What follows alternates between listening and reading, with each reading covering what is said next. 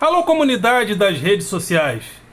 Mais uma vez aqui para tratarmos de mais um tema, e o tema de hoje será Deus pela porta dos fundos.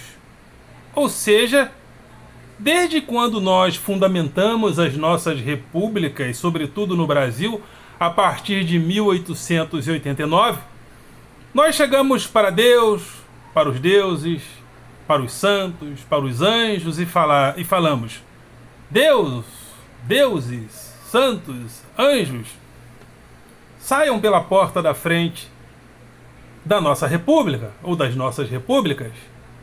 E agora existe um grupo que, a despeito da legalidade, inclusive humanitária, cismou de colocar Deus pela porta dos fundos da república.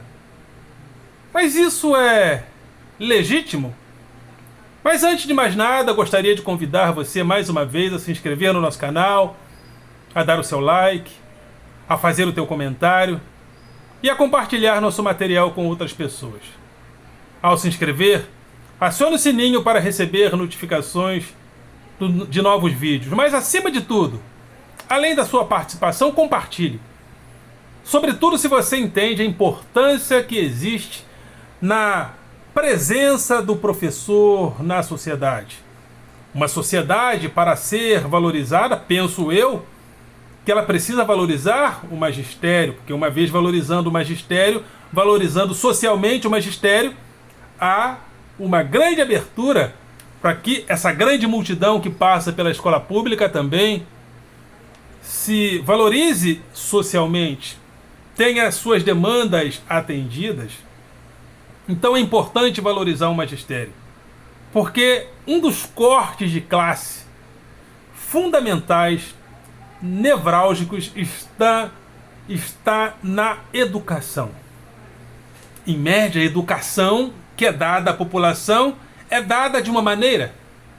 Porém, a própria instituição pública, as próprias instituições públicas educativas, às vezes criam ilhas de excelência, como, por exemplo, o Colégio Pedro II, onde é uma ilha de excelência dada a alguns, e vem isso desde o Império, por isso o Colégio Pedro II, nada mais elitista que o Império. Mas, de um modo geral, por onde passa essa grande multidão, o ensino não é dado com a mesma excelência. Então, a educação, na sua qualidade, ela é um corte de classe. A infraestrutura do Colégio Pedro II é uma, a infraestrutura popular é outra. Inclusive, há professores que dão aula no Colégio Pedro II e nessa educação pública regular. Lá no Colégio Pedro II, as condições são uma. Então lá eles produzem de uma determinada maneira, chegando na escola pública a própria mentalidade é outra. E isso passa consideravelmente pela valorização social do magistério. Então, professores, venham para o debate público. Esse é o primeiro objetivo deste canal. Convidar a classe dos professores para o debate público. E o objetivo número 2 é que a gente combata o pensamento binário. Esse pensamento binário que, até por falta de interesse e valorização do magistério, também acha que as coisas que o professor fala não valem nada. Se uma classe, se um grupo social não é valorizado, o que ele fala não é ouvido pelas pessoas a contento. Então, um dos objetivos do nosso sistema social e político é valorizar o professor para que o que ele fala também tenha valor em uma sociedade. Tem também o meu grupo de Facebook, Filosofia com Eldon Rosa Masson, e também o meu blog, através do endereço rosamasson.blogspot.com. Mas vamos ao tema de hoje, Deus pela porta dos fundos. Eu tenho pensado nisso, sobretudo, diante dos últimos acontecimentos. Procurador-Geral da República, em audiências públicas, lendo versículos bíblicos. Nada contra os versículos bíblicos, até porque também sou cristão. Mas há hoje uma votação muito exótica no Supremo a respeito de se as instituições cristãs devem ou não se reunir em momentos de pandemia? Parece que um grupo de pessoas querem privilégios, sob as alegações mais estapafúrdias. Isso é perseguição contra a igreja do Senhor Jesus. Esse pessoal não sabe o que é perseguição. Esse pessoal não sabe o que é ser jogado nas arenas para os leões comerem, como era antigamente, para os leões despedaçarem e devorarem. Esse pessoal não sabe o que é ser decapitado, como Paulo. Esse pessoal não sabe o que é ser crucificado de cabeça para baixo, como Pedro. Igreja evangélica no Brasil faz o que quer. O cara abre qualquer birosca na esquina, legaliza lá, registra, ganha dinheiro, reforma a casa, troca o carro, não paga imposto, ninguém tá nem aí. As pessoas pregam em lugares públicos, alguns ouvem, creem, outros até desprezam, mas o máximo que acontece às vezes com um pregador itinerante desses que a gente vê nas ruas é desprezo, no máximo desprezo. Ninguém... Claro que sempre há uma animosidade a mais numa sociedade, como esses dias jogaram pedra numa adoradora lá do Candomblé, como há pouco tempo os traficantes obrigaram os pais de santo a quebrarem os santos do seu terreiro. Mas o Brasil é um país que não tem uma fundamentação sociológica radical de perseguição contra pessoas evangélicas. E agora entram com essa história de que estão perseguindo a igreja evangélica. Isso é uma falácia. Isso é, de uma certa forma, querer colocar Deus pela porta dos fundos da república, que é laica, para ter certos privilégios. Eu estava fazendo algumas comparações e como isso se desenvolveu historicamente, porque os povos nativos, inclusive os gregos da antiguidade, eles tinham lá os seus deuses. Só que os deuses não eram uma religião. Os deuses faziam parte da formação da personalidade dos gregos, de outros povos, como os egípcios e outros povos nativos. Então os deuses não eram necessariamente uma religião. Os deuses faziam parte da formação da personalidade das nações, dos povos nativos. Tanto é que uma das acusações que fizeram a Sócrates é que ele estava blasfemando contra os deuses da cidade, contra os deuses de Atenas, que estavam incorporados naquela vida política, cidadã, democrática, inclusive, que os gregos começaram a fundamentar. Mas, com o tempo, isso começou a se modificar, principalmente quando Alexandre Magno, que havia sido aluno de Aristóteles, resolveu levar a cultura grega para outros povos. Isso gerou, com o tempo, até pela tradução da Bíblia para o grego, através da versão Septuaginta, isso gerou um contato entre gregos, judeus, romanos, através disso que a história chama de helenismo, né? O diálogo intercultural entre a cultura grega e outros povos. E, no caso do que nós estamos falando aqui, houve e há até hoje, culturalmente, um diálogo entre a tradição grega, a tradição, né, que formou um caldo de cultura greco-romano, e a tradição e as tradições judaico-cristãs. Mas, com a formação, dada a formação tradicional e rígida do povo judeu, isso gerou uma animosidade entre judeus e os deuses gregos e os deuses romanos, porque eram deuses orgíacos, eram deuses que raptavam, eram deuses que estupravam, eram deuses bastante parecidos com o ser humano. Isso gerou entre judeus uma certa animosidade social, religiosa para com os gregos, e também uma animosidade política para com os romanos, de uma maneira mais radical entre os grupos que queriam a vinda do reino de Deus pela força, pela guerra, como eram os... Agora me fugiu o nome, mas há uma leitura que Barrabás fazia parte desse grupo, que eram os zelotes. Então essa animosidade começou a fazer parte desse caldo de cultura.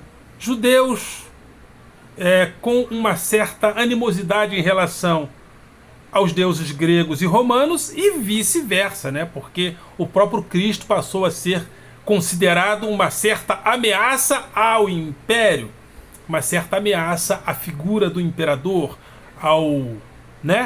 às tradições, né, do Império Romano. E isso gerou uma certa animosidade. Mas veio a Idade Média. Veio a Idade Média, e a Idade Média, principalmente como o Império Romano foi desbaratado, não houve necessariamente uma queda, como as pessoas, alguns estudiosos entendem que não houve queda. Houve sim uma pilhagem do Império Romano por parte de Alarico, sobretudo. Os bárbaros invadiram Roma por volta do V século e a cidade de Roma, com a sua infraestrutura metropolitana de metrópole, foi desbaratada dentro daquela sua infraestrutura formal. Isso gerou um vácuo, um certo vazio. Mas aí entra a Igreja Católica. A Igreja Católica arregimentando as tradições judaico-cristãs e greco-romanas dentro de uma literatura que ela procurava preservar. E é daí que surge a falácia de que a cultura ocidental é cristã, como o Silas Malafaia costuma dizer, né? Como se o cristianismo fosse a única grande intervenção sociológica da tradição judaico-cristã. Bom, a tradição judaico-cristã, as nossas tradições clássicas, elas se misturam entre cultura judaico-cristã e greco-romana. Ou seja, o cristianismo, através do judaísmo também, ele traz a moral. Mas nossos valores políticos são trazidos por Roma e por Grécia, né? Os gregos inventam a democracia, a cidadania, a política como instauração do lugar público, e os romanos nos trazem fundamentos como a república, como as leis. Então, a cultura judaico-cristã não é só. A cultura ocidental não é só judaico-cristã, ela é também o diálogo com muitos outros valores, inclusive o ateísmo, o existencialismo, a fenomenologia, a tradição LGBT. Todas essas coisas fazem parte da cultura judaico-cristã. E, do ponto de vista legal, não tem que haver privilégio entre quem é cristão de quem não é cristão, de quem é cristão contra ateus, contra a comunidade LGBT. A cultura ocidental é muito vasta, mas vamos considerar também o cristianismo como uma das matrizes principais da formação do nosso caráter, da nossa personalidade. Então, a gente precisa tomar cuidado para a gente não criar essa expectativa de privilégio que hoje as pessoas estão tentando criar. Porque quando a Idade Média começa a ruir, começa a ser modificada internamente, externamente virão outros valores, e o Renascimento chega também, a partir dos séculos XV e XVI, trazendo valores mais humanistas, né? Ou seja, o divino estava presente, mas o humano começa a fazer parte da nossa vida. O teto da Capela Sistina é uma referência muito interessante. Lá estão representações divinas, porém a anatomia é humana. O homem vitruviano, ou seja, começa a haver uma abertura, inclusive, para o conhecimento do corpo humano, considerado até então mistério de Deus. A natureza era considerada mistério de Deus, mas o humanismo renascentista abre perspectivas para que a gente observe a realidade através dos invólucros humanos. Aí, evidentemente, isso se desdobra no pensamento científico, onde a racionalidade vai ser colocada em detrimento também dos paradigmas da fé, porque durante 1000 anos mais ou menos o pressuposto era viver pela fé ou viver da razão. Ficamos quase 1000 anos discutindo o papel da fé, o papel da razão, porque a Idade Média era necessariamente teocêntrica, mas o Renascimento abre as perspectivas humanistas, que vão gerar muitas outras, que vão dialogar com muitos outros valores, como a ciência, como a República. A República vai, principalmente a partir das revoluções inglesas do século XVII, americana do século XVIII e, sobretudo, a Revolução Francesa do século XIX, vai questionar o pressuposto religioso das organizações sociais. E vai haver essa abertura para a constituição de um Estado laico, de um Estado que não mais é fundamentado em Deus nenhum. E o Brasil custou a chegar a esse lugar, até porque o Império tinha a tradição católica como a religião oficial do Estado. Mas a partir de 1889, com a instauração da nossa primeira república, Deus, os deuses, os anjos, os demônios, os santos e etc., é convidado educadamente a sair pela porta da frente da república. Educadamente, a república chegou para os deuses e falou assim: deuses, Jesus Cristo, Jesus, Maria e José, se retirem da república. E todos os nossos movimentos republicanos e constitucionalistas, inclusive a partir deste momento, começou a considerar que o Estado é um Estado laico, que a religião, por mais que ela tenha que ser respeitada no seu caráter individual e individualista, a religião não faz mais parte do Estado. As nossas leis não têm privilégio em relação à religião. Então, Deus foi convidado a sair pela porta da frente da república. Só que agora resolveram convidar Deus a entrar pela porta dos fundos. Só que como não há legitimidade, inclusive humanitária, para isso, o que estão fazendo? Vai colocando Deus aí.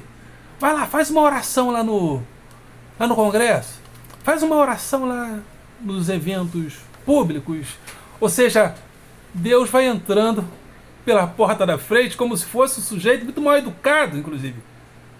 Que é o Deus desse pessoal, um Deus assim meio... que quer impor,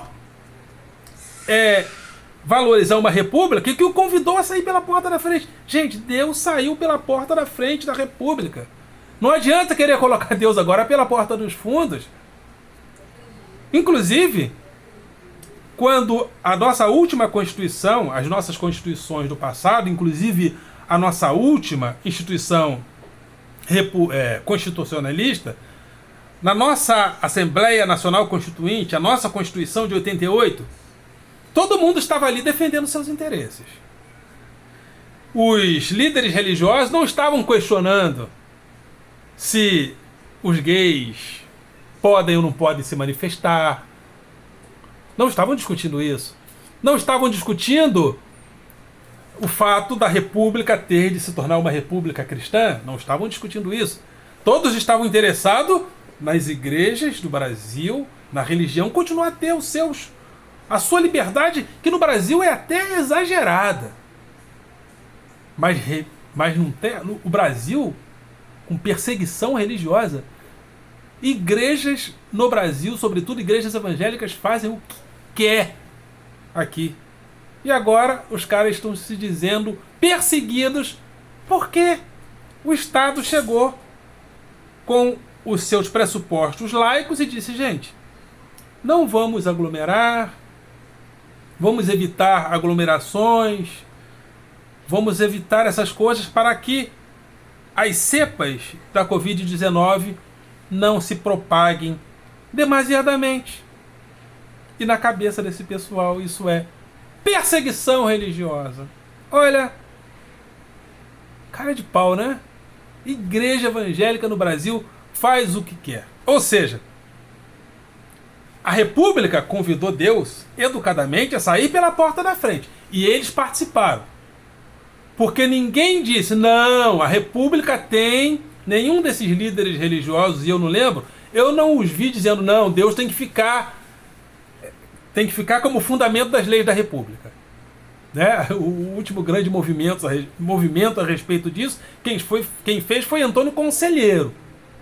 Lá nos idos da década, na Primeira República, que ele era contra a Igreja sair dos fundamentos da lei do Estado. Então ele realizou aquela revolta toda.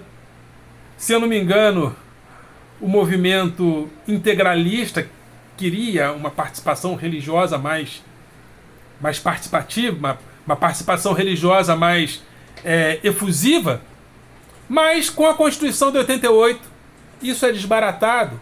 Nós nos fundamentamos na Declaração Universal dos Direitos Humanos, que fala sobre a liberdade religiosa.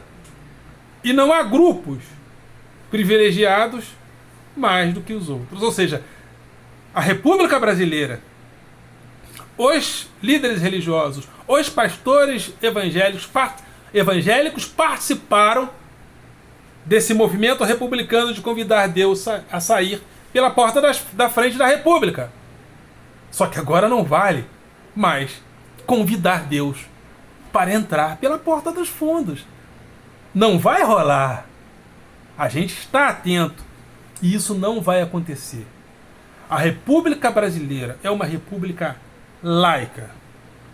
E se tem que ter oração em instituições públicas, em cerimônias públicas, eu gostaria de convidar a comunidade do Candomblé, apesar de eu ser cristão, gostaria de convidar você da comunidade do Candomblé, você que é adepta dos Exus, você que é adepta de todo esse povo de rua, que faz parte da mitologia dos orixás, das mitologias afro-brasileiras, se manifestam também. Porque se tem que ter manifestação pública religiosa, ela tem que ser ecumênica. E tem que se realizar da maneira mais ecumênica possível. Então, comunidade do Candomblé, comunidade da Umbanda, comunidade da Quimbanda, você que é satanista também pode, né? Já que é liberdade religiosa, o cara tem o direito. Então, você que é satanista, numa dessas reuniões públicas que as pessoas falam pra ninguém, que as pessoas fazem oração, diga viva Satã. Viva Satã. Vale também. Por que não? Então, a República convidou Deus para sair pela porta da frente dos nossos valores republicanos. E os religiosos e os pastores participaram disso. Agora, ninguém vai colocar na nossa goela os seus deuses, porque se Deus foi convidado a sair pela porta da frente, ele não vai voltar pela porta dos fundos. Ok, galera? Vocês são do coração.